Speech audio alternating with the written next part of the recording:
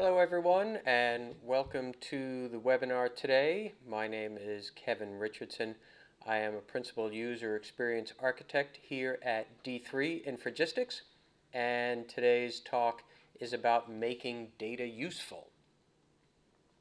A little bit about me. I have been working in the area of user experience design, user experience engineering for quite a while now, 20 plus years. I started back in 1991, and I have experience across a whole variety of different business verticals. I have done the research and I've done evaluation. I create designs and I've managed innovative user experience, user-centered solutions. And then on the weekends, I do a little bit of motorcycle racing, and D3 and Infragistics have sponsored me this past year and the year before, so you might see me out on some racetracks. But let's talk about making data useful. Right now, all the talk is about big data. There is a lot of data out there, and the question is, what do we do about it? Everybody talks about data like it is the best thing since sliced bread, right? Data holds the key to business growth. It's the key to large-scale innovation, peace, love, happiness, prosperity, you name it, right? Data is the solution to every problem you've ever had. But the key really is being able to take actions based on data. That's the big issue, right? People don't act on data directly. And in fact, unless you're a machine, data on its own is useless. People don't act on data. What they act on is information. What we need is someone to translate the data into information. And you would think, well, that seems like a relatively straightforward task. But in truth, it's not. And because it's extremely difficult to do well, business seems to be focused on things like dashboards in order to kind of gloss over the translation issue. Unfortunately, it is not about creating better data visualizations. A dashboard is merely a presentation model for representing data in a visual format. It may look nicer than a spreadsheet, but it's still just data. And it's the user who's left with the unenviable task of trying to translate this data into actionable information. Now, I want to talk about data in terms of racing, a real world example, mostly because it's kind of near and dear to my heart. And I could use a business example, but racing is a lot more fun. And believe it or not, it is a perfect analogy for big business, except the fact that it has more interesting hardware. So let's talk a little bit about data and racing. There is an enormous amount of data that gets generated when you're racing. And it doesn't matter if we're talking about cars or motorcycles or boats or go-karts. The device is irrelevant. There are enormous amounts of dynamically changing data that are collected. Engine system data, suspension system data, brake system data, tire data, pitch, yaw, lean angles, speed, acceleration, deceleration, you name it. And in fact, top-level racing teams record from over 200 different data points, different sensors on the vehicle, and they're doing this at sampling rates between 500 and 1,000 times per second. So think about some of these numbers for a minute. Between 100 and 200 sensors, each recording 500 to 1,000 pieces of information per second. It's a lot of data. A typical F1 team will log 20 terabytes in a season and spend an enormous amount of money trying to translate that data into information which will lead them to save a tiny little bit of time, right? It can cost $1 million or more in people, time, machinery, expertise, simply to save a tenth of a second per lap. And just to give some indication of size, the Library of Congress currently is estimated to hold about 525 terabytes of information. That's not too shabby. Since all of that data would make just a ridiculous and impenetrable spreadsheet, engineers have created the racing equivalent of dashboards to represent as much of the data as possible. And you can see those two screens on the right-hand side of the slide there. Again, though, it's usually the user, probably another engineer in this case, that's left with that just awful task of trying to figure out which data might be meaningful for whatever particular question they might be trying to answer at that time. And those really are the current state-of-the-art data analysis software from major hardware manufacturers that you're looking there on the right-hand side. Now, how has the racing world dealt with this problem? It's not like they can postpone the next race until they've had a chance to review the data in more detail. Well, what they've done is they've tried to manage. Well, you can ask why. Well, it's certainly not for lack of resources. Top teams spend millions and millions of dollars each season looking for a tenth of a second here, a millimeter change to a suspension setting there. And it's not for lack of expertise. Teams and factories have the best and the brightest and the most experienced engineers on their staff assigned to these sorts of problems, the quest to go faster. So the reasonable question to ask is, what's holding them back? They have the data, they have the money, they have the talent. Why is it so difficult? Well, the issue is the same one that plagues every big business today. Data collection is easy. It really is. But data interpretation is hard. A technical worldview focuses on overcoming engineering challenges. A technical worldview believes that the data is the data and it's just inherently complex, right? It's just the way things are. And that should sound very familiar. Racing, like many businesses, is predominantly a technical endeavor. We focus on the technical challenge, the engineering challenge. This is perfect for engineering. The technical challenge is what the trained engineer is designed, if you will, to solve. Understanding data, though, is a human challenge. And teams of highly technical people aren't able to make use of the data at their disposal because they don't have the language to reframe the question in terms of the person. Simply stated, the problem is one of design, or the lack thereof. So what's the solution? What we need is to find the individual who can act as the translator between the technology and the user. And that's the role of design. And when I say design here, I mean capital D design, because I'm talking about a category, a process, a group, a team of individuals. In order to make sense of the just bazillions of pieces of data that are available here, the designer needs to do a number of things.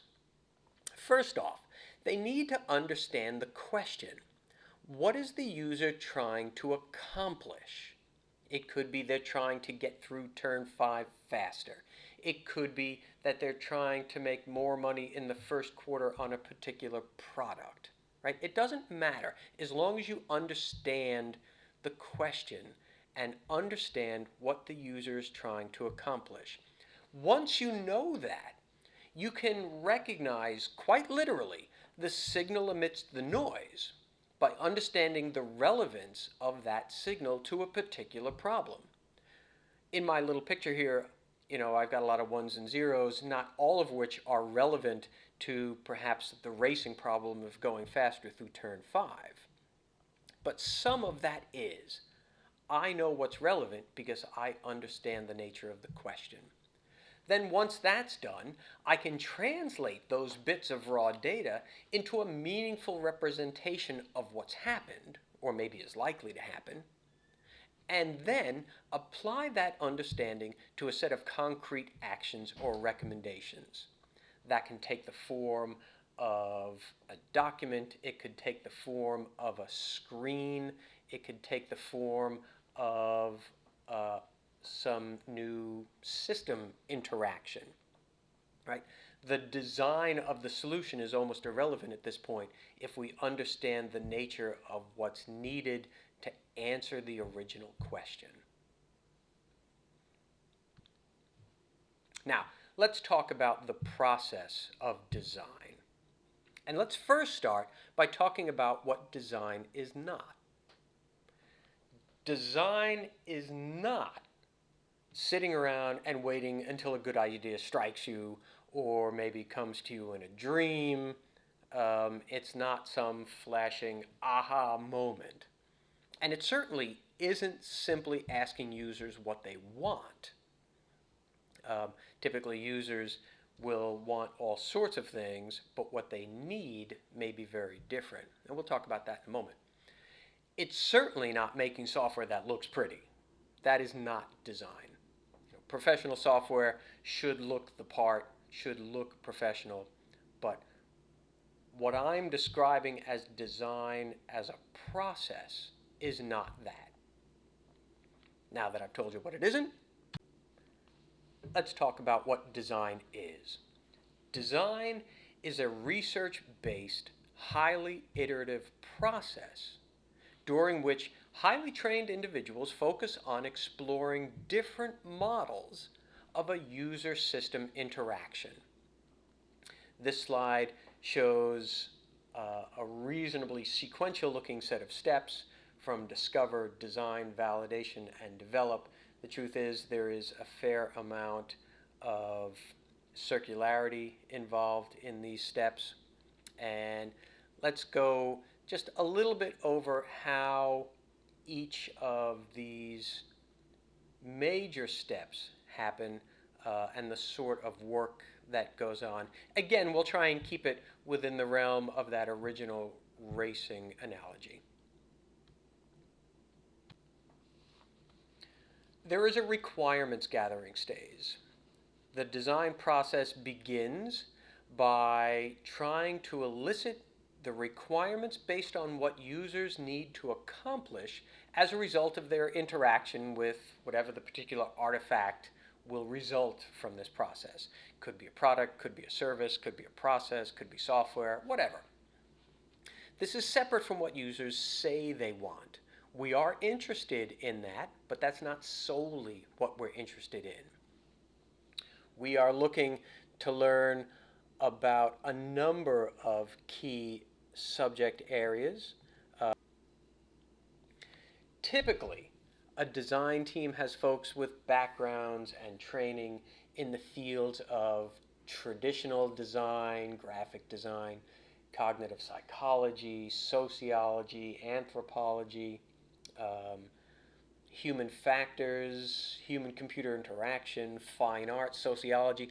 All of these folks you find on design teams working collaboratively, and they are able to use these skills to determine user needs even when the users themselves can't express them. And this is what we call latent requirements. They're the requirements that users have, but don't realize that they have.